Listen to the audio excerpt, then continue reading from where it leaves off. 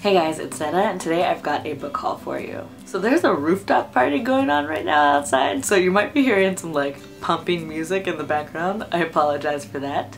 But I wanted to sit down and film this haul of the books that I got on Independent Bookstore Day. In case you missed it, I did a whole video about that. As I was going to bookstores on Independent Bookstore Day, I was vlogging, so I will link up that video below if you haven't seen it.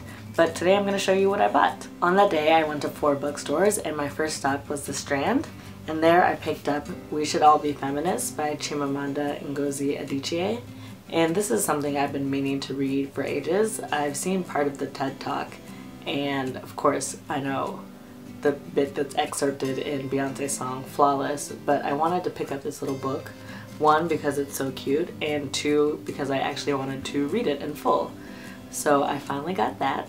Then I went to Books of Wonder, which is a children's bookstore, and there I picked up Pippi Longstocking by Astrid Lindgren. You probably know all about this. I feel like Pippi Longstocking was a pretty common story when we were kids, but just seeing it made me nostalgic, and I loved Pippi Longstocking when I was younger.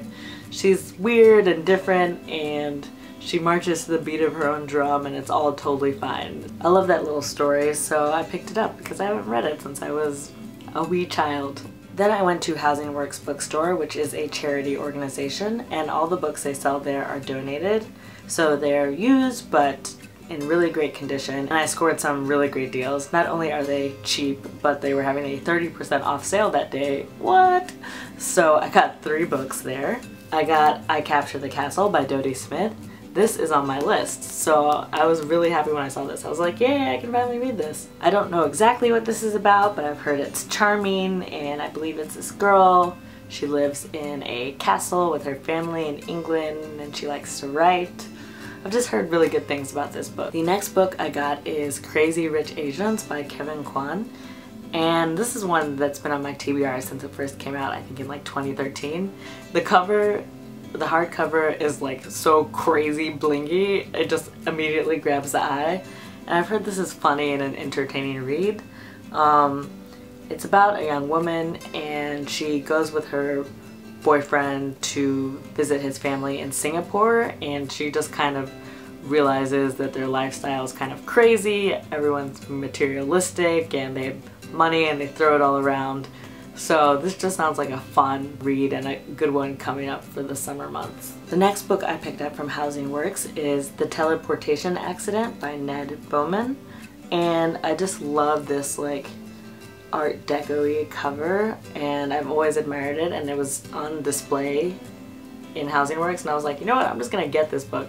I actually do not even know what it's about. I assume someone teleports. It just looked really interesting, and I read this first little line on the inside cover here, and it's, when you haven't had sex in a long time, it feels like the worst thing that could ever happen. If you're living in Germany in the 1930s, it probably isn't.